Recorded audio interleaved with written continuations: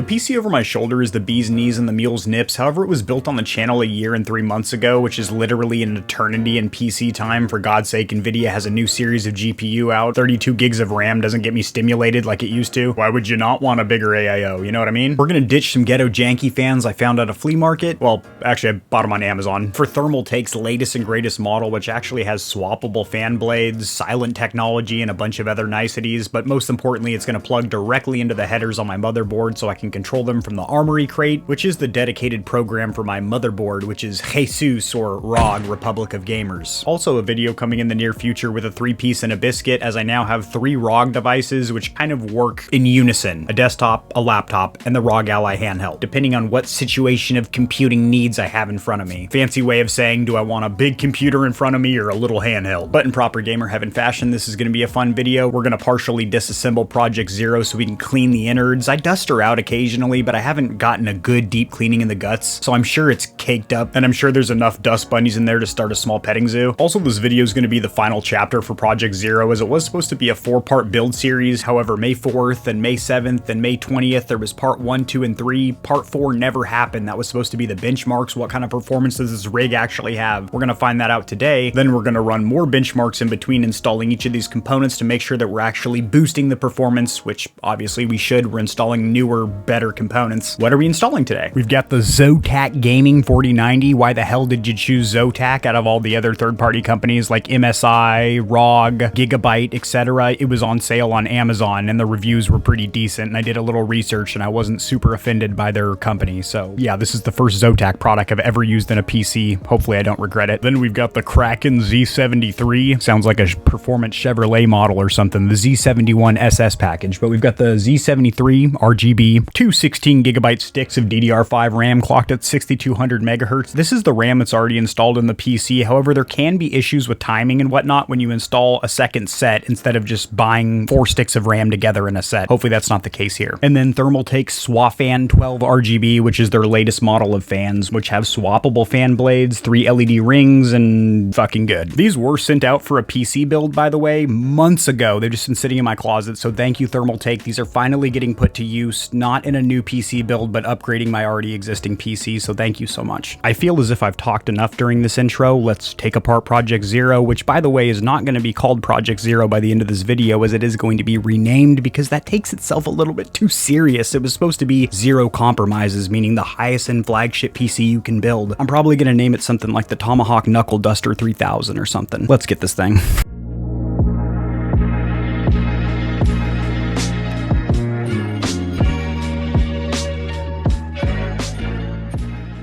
Get you caught up to speed in case you weren't here for the building of Project0, the 3-part build series. Supposed to be 4 parts, but I guess this is the 4th.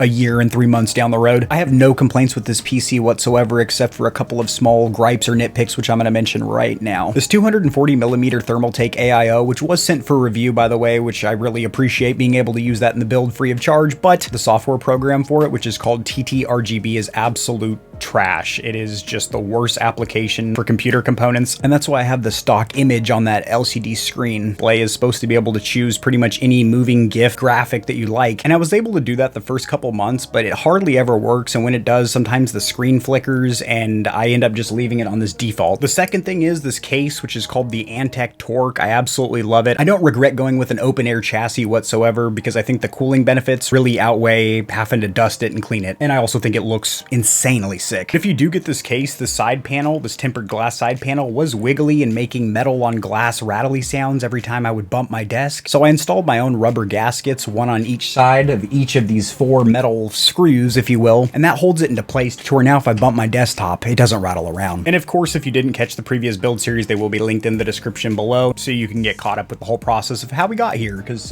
this started as parts, as boxes on my desk, and became this renegade beast that sits in front of you. But the first thing I want to do is what we should have done in that episode 4 that miraculously slipped into the wind, and that is run the benchmarks as is, as she stands on this desk. Sits. Is she standing or sitting? I don't know. And is it a she? Is it a he? I don't know. But this hunk of iron over my shoulder. I don't think it's iron. We're gonna run a couple of graphical benchmarks such as Haven and the Unigen engine. We're also gonna do the in-game Cyberpunk and Tomb Raider benchmarks. And then of course Cinebench for the CPU side of the house. And I am gonna have you over my shoulder looking at the screen while I run these benchmarks as opposed to screen capturing with OBS. That is a pretty resource intensive process, and you don't really want anything running in the background while you're benchmarking. You want it to be doing just that, running your PC to the ragged edge of its performance. Let's get it. Sitting in the dark here, we're gonna run our first benchmark, which is gonna be Haven 4.0, an OG, very old benchmark, still sick as fuck. So in case you've never seen this graphical benchmark before, there's actual background music playing. I'm gonna turn that down. Down here in the corner, it's gonna show you your FPS, the time that the benchmark's been running, how many frames have been produced, your minimum and maximum FPS, and what scene you're on. This is 3 of 26, so it's gonna go through 26 graphically intensive scenes and see what your PC can do with it. Alrighty, we finished our first Haven benchmark with some very respectable results of an average of 175 FPS at their ultra setting. We're going to run one more at their default ultra. This is custom ultra at my native resolution of 1440 for my monitor, but they have a default preset which only goes up to 900p. I don't know why, I guess because it's such an old benchmark, but I'm just curious what the numbers will be like on that default setting of ultra. You can save these results. I am not going to, considering I have this video proof that's going on YouTube. So click on quit, get the credits for a second. Thank you to all these people. And we're just going to change this to extreme. Run it again. Notice it's not even in full screen because it's at 900p and it doesn't give you the option to run it any other way than windowed. As you can hear, those fans are spooled up. She's making more noise. The more benchmarks you run back-to-back pulls, it's going to get hotter. It's doing work. It's doing the Lord's work. Granted, I don't see a huge difference or sway in the thermals because this is an open air case or chassis and all the hot air just dissipates into the ambient air of my room. Results of our last pull, 315 FPS and a big old fat juicy score in the graphical settings of CyberPud 7.7, and as you can see, everything's on high and ultra settings, maxed out, the knob is twisted to the right, ray tracing is off. Let's run the benchmark. Oh my god, I gotta say, just graphically, this benchmark looks so fucking sick. Lighting wise, textures, everything. Probably not through the camera lens, but what I'm seeing through my corneas. I will say this benchmark finishes a lot quicker than the Haven, so you're not just sitting around tugging your meat for like 20 minutes. And it does give you a lot more information. That does make sense because it is a much more modern, the Haven benchmark's like 15 years old or something. Here's our results, an average of 98 FPS, kind of lower than I expected, but let's run another one with ray tracing on and tank this number. For ray trace lighting, you can go off, medium, ultra, or psycho. We're gonna go ultra because I think psycho breaks stuff, and we're gonna leave these two off. Apply, run the bench. Holy Lord. So we're already at less than half of what we were getting without ray tracing on. We were at like 90 something. Now we're at 38. And it looks good, but not that much more graphically stimulating. This monitor is labeled as having HDR. However, during the review, I mentioned it isn't really high dynamic range because it simply cannot reach the color spectrum. And it really doesn't have the peak brightness either to be taking full advantage of ray tracing. Damn, that looks pretty sick with the water there though. Can't wait to get that 4090 in there because I think this number will be a lot bigger. There's the results of our second Cyberpunk pull. These are my graphic settings inside of the Tomb Raider benchmark. As you can see, everything is set on high. However, I do have motion blur and film grain turned off because it looks hideous in pretty much every game. And over here, I have the native refresh and resolution of my monitor selected. Full screen on, DirectX off, VSync off. And these are the exact same settings that we're going to be running in future benchmarks with the other components to keep everything consistent. This is another one that looks just belligerently gorgeous. However, it doesn't show anything on screen, like your active FPS, what scene you're on, any information until the end of the benchmark. My dear lord, we're getting about 260 FPS in the Mountain Peak, 170 in Syria, and about 150 in the Valley of Fuckage. Pretty solid numbers, a lot higher than the last two benchmarks, considering this is a pretty old game. This sexy program, as I'm lurking in the darkness cloaked by RGB, is called Cinebench R32. Nope, that's a Nissan Skyline. R23, this is a fantastic benchmark for the CPU or central processor unit. Let's run it and gun it. We're gonna run a multi-core benchmark, so you're really gonna hear those fans spool up because those are the AIO fans on the top, that 240mm radiator. And what this does is renders these 3D images. The faster the computer can render the images, the better. You're going to get a higher score. Then it's also going to break down how your computer with similar components stacks up against identical or very similar rigs. So that way you can find out if there's any major deviations where you're really high or really low performance-wise over similar PCs, then you know that something's probably gone awry with either your cooling, thermal paste, loose connection, something's going on. Alrighty, we just finished our first pull in Cinebench Cinebench R23. Don't make the mistake I used to of stopping the benchmark short before the results pop up. It's kind of weird. There's actually no similar system here. Usually there's like an identical system to compare it to, but here is my results, a 25,371. I'm such a friggin' moron. I thought I had the current generation of Intel CPU. I thought I had a 13th gen, last generation. I'm gonna run one more to see if there's any degradation of performance from back-to-back polls. Probably not, because it's an open air case and there's plenty of cooling. These goddamn Cinebench benchmarks run for 10 minutes a pop, so you got time for a nap. Here's what I was talking about, ending the test early. It shows 0 seconds, so you might be tempted to hit stop, but it's still rendering the last image. Once this last one is done, you'll get your results right here, and this will stop saying running. And this is the results of our second poll. I don't remember the results of the first one, despite the fact it was only 12 minutes ago, but I can rewatch the video and compare and contrast. Alrighty, so benchmarks are complete. I backed up everything that I don't want to lose on this PC in case shit goes awry. I'm going to shut it down completely, unplug everything from the back of it, all the USB-C cables, which is a good chance for me to go through everything, make sure my cable management's still on point, because I think I actually have a couple dead cables that don't go to anything anymore, so that's just gross. These are what the cables are looking like behind the desktop. I have 2 distinct bundles, technically 3 if you include what comes out of the VR headset, but this is all USB and Ethernet, and this is all HDMI and DisplayPort to go to the back of the graphics card. Dusty in there. Little key lanyard that came with my motherboard, and I decided to put it on the side of the tower as a decorative statement. These are the rubber O-rings I purchased so the glass wouldn't be slapping up against the metal. Some of them just popped off when I took the tempered glass side off. Some of them stayed on, but definitely recommend getting these if you do purchase the Antec Torque case. Now this motherboard has a really dank-ass feature, which is a quick release for the GPU, so you just press this button, kicks out your GPU. Oh, she's heavy. She's a dirty girl. I'm assuming the 4090 will use the same 3 pigtails that the 3090 Ti did, so I'm using these 3 cords for my PSU, and I removed the little daisy chain splitter that comes with the 3090 Ti. Let's get these crap-ass fans out of here. I got this front panel or shroud removed so you can get access to the fans, which are freakishly dirty. I mean, I was so good about it the first couple of weeks. I'd give it a little suck out with my portable fan. Suck out might not be the best word, but I'd vacuum it out with my little computer fan. And then I got a little bit lackadaisical over the last few months, and it's dirty. It's pretty dirty. Cool Moon fans with their control module, remote control, and hardware are going to get cleaned up and put back in a box for a future budget build, because these have served Project Zero well, but we can do better. The fans we're upgrading to are the SWAFAN 12 RGBs from Thermaltake. It says they have swappable fan blades, but reading the back, that's basically just to reverse the airflow if you want intake or exhaust fans. However, all case fans can do that. You just turn them the other way around, but I guess with these, you actually swap the blades and leave the frame or housing in place. This comes with a controller, 3 fans, and 3 extra fan blades. Nice little presentation here. These are going to be your extra blades. You got your control module and your 3 fans. These feel a lot more hefty, durable, substantial, rugged. Just one of these fans is about the weight of all 3 of the Cool Moon and the control module and the remote. These should also look pretty sick as well, as they do have RGB in these white blades, or clear translucent blades. And I mentioned this during my beginner build a PC tutorial. Depending on the curvature of the blades, that's how you know if it's intake or exhaust. They do also oftentimes have arrows on the top to designate which way the airflow will go, but if they don't, look at the curvature of the blades, and the curved end is going to be pushing air, so this would be intake. Have your instruction manual or pamphlet, a little tube of what appears to be grease. I guess if you start getting some squeaks, moans, and groans out of these fans, you can re-grease them, but you really shouldn't need to apply this. They should already be pre-greased. And then a bunch of mounting hardware. I'm going to attempt to not use the control module, because if you use that, you have to use the TT-RGB application, which sucks. I've already mentioned it for the AIO or all-in-one cooler that I had. It's the same program to control these fans, and I want to completely circumvent or avoid that. So I'm going to plug these directly into the fan headers on my motherboard, which should in essence let me use Asus Armory Crate to control the speed, fan curves, lights, all that stuff. And this is super cool. Each one of the fans has 4 short screws as well as 4 long screws in case you're actually going to be going through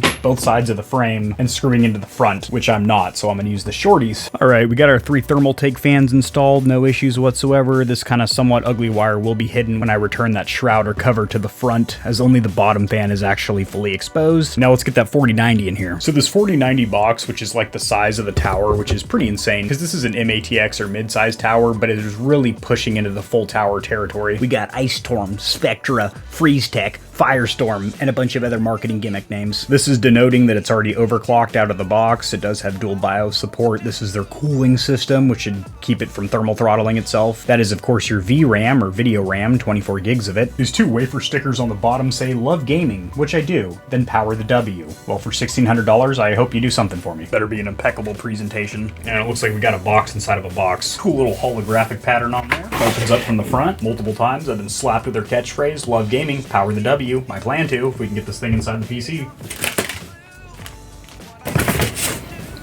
Oh, fuck. It's even heavier than the 3090. Jesus Christ, what an absolute monstrous unit. Warning, high power consumption. Use individual power cables for each nook and cranny of this GPU so you don't smoke your power grid. Does use the exact same connector as the 3090. So we learned something together. The 3090 is actually less power hungry than the 4090, which has 4 4s, which makes sense because it is a more powerful GPU. I'm really glad when I was building a PC, I had extra headroom on my PSU. This is a 1300 watt gold, so I don't need to buy a new PSU to power this bad boy. And luckily I kept all of my cables that came with that PSU, as I am going to need another power cable for this GPU. Now I'm going to run the first round of benchmarks with the fans and the new GPU installed. Then we're going to come back and finish up with the AIO and the new RAM sticks installed. But since we know we're going to have to get access to this top part to get the AIO installed, I'm just going to remove this top shroud or cover.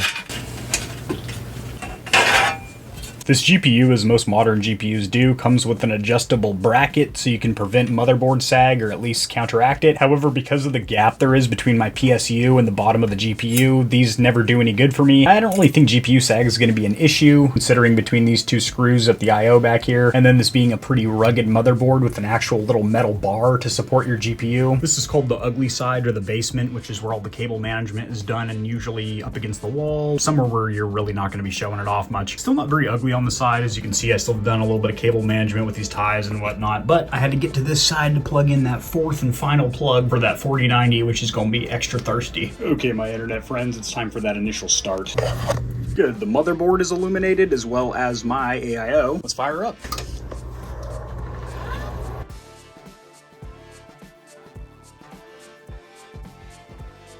Let me got some lights for you. Oh, that looks so fucking sick. The fans are spinning, however, there's no RGB lighting, but I think once the PC actually posts into Windows and Armory Crate launches, I'll be able to control the RGB. So with Armory Crate, the first time you plug fans directly into your motherboard, you have to run this fan tuning test, which takes a couple of minutes, and once you're done, you have 4 predefined fan profiles, or you can create your own. Now that I've done that initial fan test, as you can see, I have my 3 chassis fans, as well as my AIO pump and my CPU fan, but after running the tests in standard mode, this is the fan curve that it recommended for me, and I'm just going to leave it at that. There is no lights because I'm not using that dumbass control module, which goes through TT-RGB, which is Thermaltake's program, which I'm not a fan of. So in order to get RGB lights on the fans, I will unfortunately need to use that. We can run benchmarks now because these fans are indeed working. First Haven benchmark with the new 4090 is complete, and we have a 431. I don't remember what our results are with the 3090 Ti, but I'm assuming this is slightly higher. Haven is such a heavy GPU load, as it's 2% usage on the CPU and 100 on the GPU. That's why I love this benchmark. It is definitely targeting the GPU, leaving the CPU and RAM pretty much well in hell alone. Second pull is complete, and I think I've seen everything I need to here. Moving on to Cyberpunk. All right, you know what's about to go down. We got DLSS or Deep Learning Super Sampling turned off. Basically all the same identical settings as we were running last time. Everything's at high and ultra. Ray tracing is going to be off for the first pull. Make sure you hit apply. Let's run this thing. So the end of that first benchmark in Cyberpunk with an average of 134 frames per second, it was pretty interesting. The CPU never got over like 10% usage, and the GPU was at about 80 to 90 the whole time. So very GPU intensive benchmark. Same benchmark, but with ray tracing turned on, same exact settings as before, hitting ultra, run that bad boy. So instantly I'm seeing about double what we were noting before. We were at about 30 frames per second. Now we're at about 60. Again, 97% on the GPU, and the CPU isn't even doing jack shit. Another completed benchmark in the bag with our new comrade, that 4090. Let's see what Lara Croft's got for us in Tomb Raider. These are my external video settings in Tomb Raider before launching the game. As you can see, everything is identical to the previous benchmarks.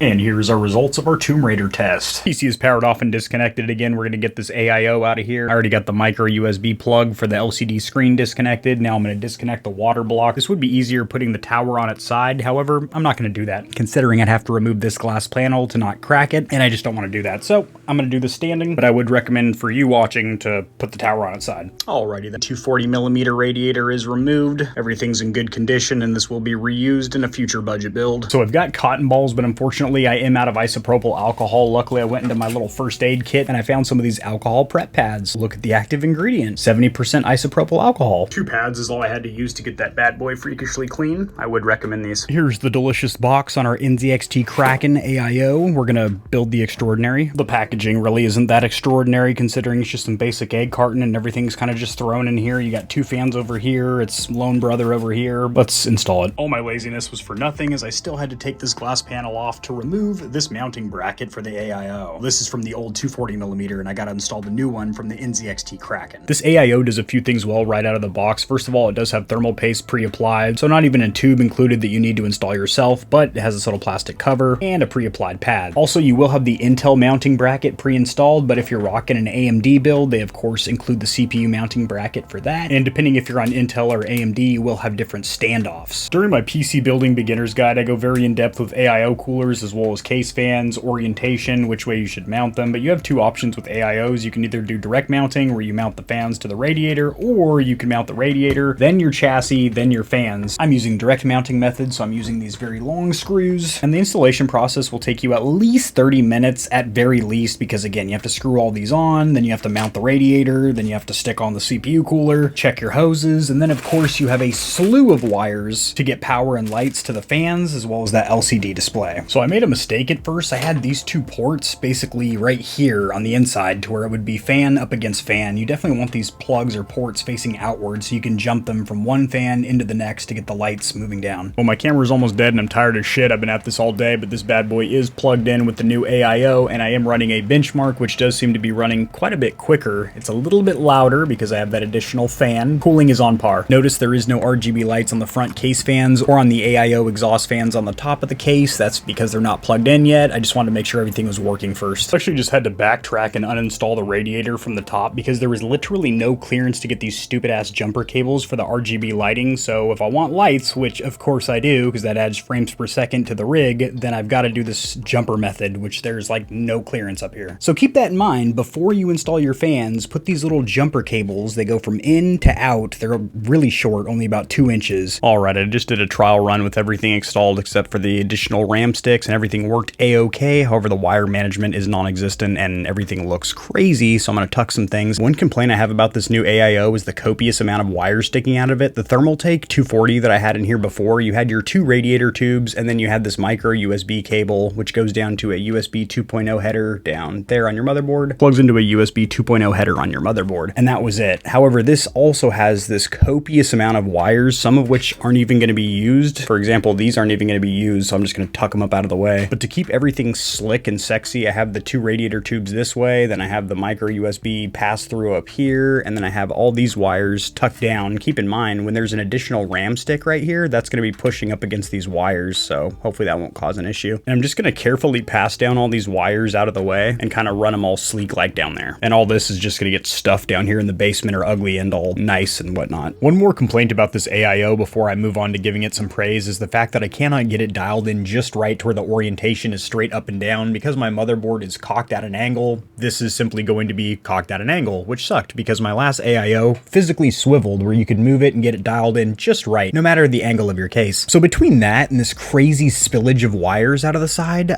it's just not the prettiest cosmetically. I also really don't like the fact that you can't full screen the NYXT cam application. You can't even grab the sides and make it any bigger or smaller. Now moving on to the praise, the things I do like. First of all, this is a lot of information about my system. Everything here is correct, including all 4 of my storage devices. And once you click on your CPU, GPU, it even gives you your default current clock speed, bunch of information. I like to see that. Over here in lighting, this also worked tremendously well. Tons of customization as to what you want to see on the LCD display. Currently I have CPU and GPU temperature, but you could put pictures and have a slideshow going through or even a moving GIF image. Now I'm going to run the next to last round of benchmarks, and keep in mind having that one glass side panel off won't really make much of a difference temperature wise or performance performance-wise in benchmark, because this is already an open-air case. That one glass panel on the side doesn't even sit flush with the side. It actually sticks off a few inches. Doesn't really do much other than cosmetically look cool. With the absolute dumpster fire that is TTRGB, which unfortunately was the software I had to use for my last AIO, and now I'm having to use it for my new fans, which are not recognized. I'll do some troubleshooting off camera. The lights are now up and operational, and the fans, as you can see, are spinning, working. I can even adjust the fan curves in my motherboard software, but I can't control the lighting, and I don't want it rotating through the rainbow spectrum. I just want it one static color. Running my Haven benchmark, we're currently at about 270 frames per second. The GPU is at 100%, CPU only at 2%. Something to note, the GPU isn't even getting hot. It's 100% usage, and it's only at 57 Celsius, which is not bad. Also, it is insanely quiet. It's tacked out at 100% usage and really not that loud at all. All three fans at the bottom of the GPU are spinning. Alrighty, we have our results and we're ready to move on to the Cyberpunk bench. Same story as before, high and ultra everything with ray tracing off. Let's run this benchmark. Getting better results than a benchmark I ran off camera with pretty much the exact same configuration. The only difference is I ran that initial update in Windows GeForce Experience, which got the 4090 up to its latest and greatest drivers, and it seems like that actually made a 15 to 20 FPS difference just running that initial update. So do that. Do it. Do it.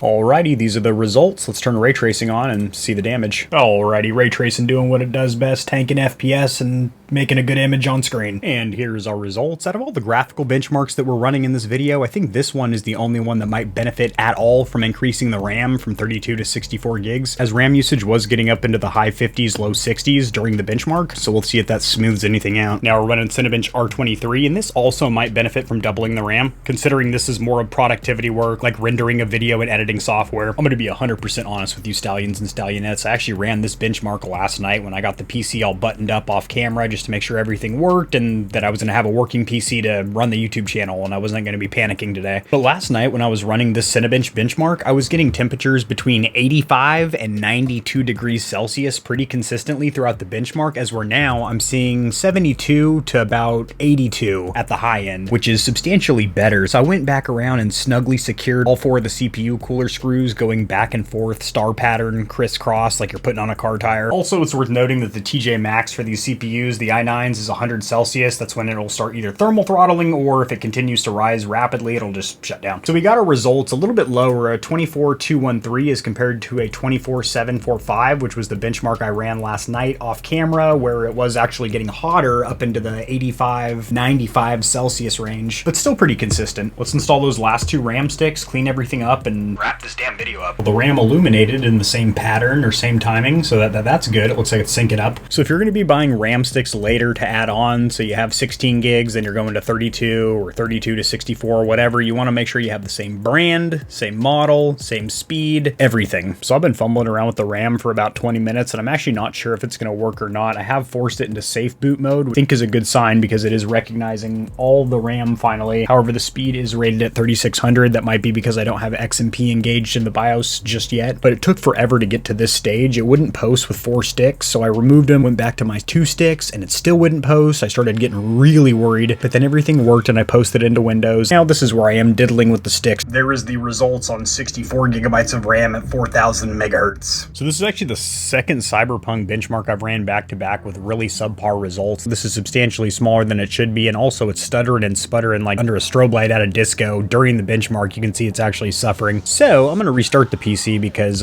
maybe that RAM's janking itself up. Now we're talking, not the shitty music they're listening to in the club, but we're seeing the FPS that we're supposed to. Here's the results of that benchmark. Let's engage ray tracing, run it again.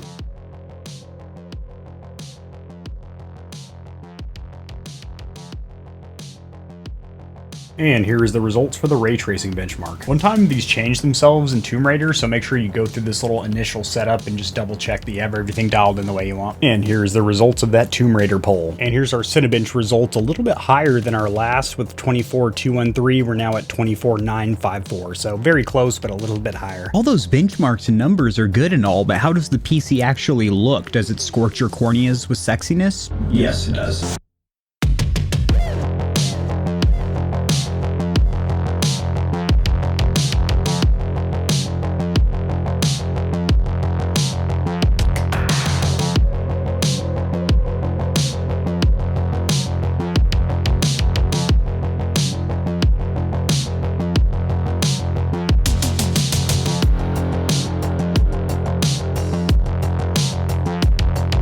Alrighty, Stallions and Stallionettes, hopefully you enjoyed this video. It's a little out of the norm. Generally, I review gaming peripherals, keyboards, mice, headsets, controllers, and I also do tutorials around those peripherals, how to get the most out of your mice, your headsets, your controllers, and I slather the gaming news on you as it drops, or slightly after it drops, but in a funny way to make up for how tardy or time late I am on the topic. I hope you enjoyed this video because I did enjoy making it. It was a little bit of a process because not only am I working on my PC, but I'm also moving around lighting and camera equipment and my little microphone and whatnot and editing it up. It was a fun time though. I had a good time. And most importantly, my PC has gone from, well, I was going to say 0 to hero or ashy to classy, but that doesn't make any fucking sense because it went from already a pretty damn respectable PC, what was pretty much the highest end PC you could build about a year and a half ago, to more or less what the highest end PC is you can build right now. There's no 4090 Ti out currently. Next month, I believe it is, or in a couple months, Intel is releasing the next generation of CPU. Keep in mind, at that point, I'll be 2 generations behind. I have a 12th generation i9, and that'll be the 14th gen of Intel processors. I don't really care. That's not a component that I really foresee needing to upgrade anytime soon because I'm never, ever, ever getting bottlenecked by my i9. Even on the stock clock, in no games that I'm playing in 2023 am I feeling a bottleneck from a 12th generation i9. My next build though, I most likely will be going all AMD just to mix things up. I'll be doing a Threadripper CPU, obviously an AMD socketed motherboard because you need that, at least 64 gigs of RAM, if not 128, because it will be a productivity computer for editing and whatnot. And I don't know graphic card wise, this is probably in the future. We'll probably be on the 60 series cards or something, and I'll probably stuff 2 of those in there. Just kidding. Dual GPUs is kind of dead technology. You actually seem to get better results with 1 good GPU than like 2 subpar GPUs. It used to be the thing to have 2 GPUs in a case. It looks cool. Performance-wise, though, a lot of issues with them communicating with each other, timing. Hey, are you going to take this frame or am I? Oh, I don't know. I thought you were going to go. You're those dum-dums that pull up at an intersection, a 4-way intersection for 20 minutes going, no, go ahead, buddy, you go ahead. And then you start to go and you slam on your brakes. I thought you were going. If I don't hit this record button on my desk to stop the video, I'm just going to keep talking. So I'm going to do that now. I couldn't stay away. The first one of my viewers watching this video that types steel into the comment section and lives in North America for shipping and logistic purposes is going to be receiving a brand new Steel Series Arctis Nova Pro. This is the wired variant, but it's still a hell of a headset. I know a lot of gamers actually prefer to go wired. I always say it like it's a downside or a con, like, oh, you're tethered by wire with this one. A lot of people actually like that shit. This is the headset that I have draped around my neck currently, which has become my daily drivers. But wait, there's more. I'm gonna slather you with some accessories as well. You're gonna get some alternate ear caps and ear cups. Caps and cups. The little side decorative pieces, these more sealed leather ones, and then some mesh breathable cloth cottony ones. So any viewer that's watching this right now, either you watched the whole video, good on you if you did that, I appreciate that, or you just skip to this section to hear my closing remarks or whatever, you're an asshole. But an asshole that's about to get a free headset by typing steel in the comment section below. Again, North America, please. I tried doing a giveaway recently with somebody that was in Canada, which isn't even like, you know, it's not like on the other side of the world or anything. I'm in North America here, and it became a fat issue with customs and logistics and shit. They thought my controller was some C4, and it just never, it didn't work out. North America, please. America, please. I'm really leaving for real this time, though.